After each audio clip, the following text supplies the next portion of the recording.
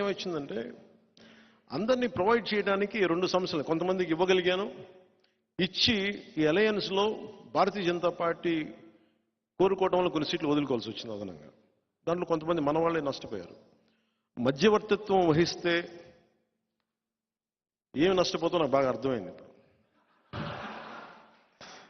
పెద్ద మనసుతో వెళ్తే మనం చిన్న చేసుకున్న వాళ్ళు అయ్యాం. కానీ మంచిదే. నేను పెద్ద మనసుతో చేసిన తగ్గించుకున్నా కానీ 5 కోట్ల మంది ప్రజలకి మా వాళ్ళు 10 మంది త్యాగం నిజంగా మంచిది.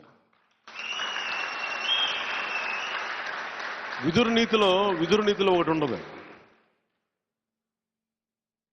ఒక రాజ్యం కోసం, ఒక కుటుంబం కోసం ఒక వ్యక్తి, ఒక గ్రామం కోసం ఒక కుటుంబం, ఒక రాజ్యం కోసం ఒక గ్రామాన్ని వదులుకోక తప్పదని. అంటే ఒక రాజ్యక్షేమం కోసం గ్రామాన్ని కూడా వదులుకోక తప్పదని. అలాగే ఒకసారి మేము రాజ్యక్షేమం కోసం, ఆంధ్ర రాజ్యక్షేమం కోసం నాతో సహా మేము త్యాగాలు చేయాల్సి వచ్చింది. ఒక పార్లమెంట్ సీట్ కూడా వదులుకోవాల్సి వచ్చింది. స్వయాన మా అన్న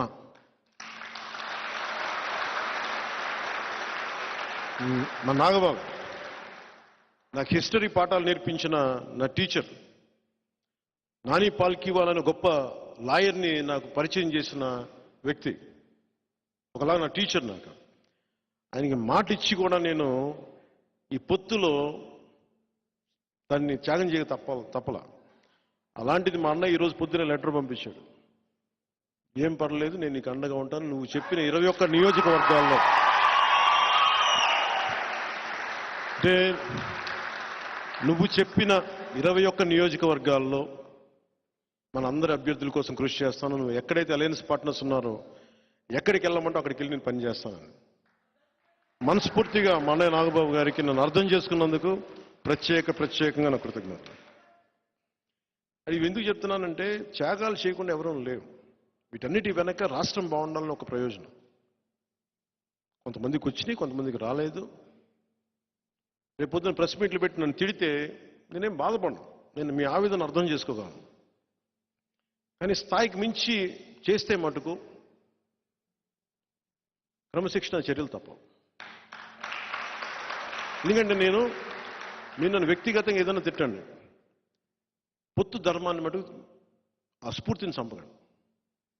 అలాంటి వ్యక్తులు ఎవరన్నా కూర్చొని ఉన్నా కానీ భవిష్యత్తులో కానీ సమీప భవిష్యత్తులో కానీ ఖచ్చితంగా క్రమశిక్షణ చర్యలు తీసుకుంటాను. దాన్ని దయచేసి అందరూ, ఎందుకంటే మా నాగబాబు గారి గురించి చెప్తున్నాను. ఆయనకి మాట ఇచ్చి కూడా నేను వెనక్కి వెళ్లాల్సి వచ్చింది. అలాగే నేను ఎక్కడి నుంచి పోటీ చేయాలి, ఎమ్మెల్యేనా ఎంపీనా అని.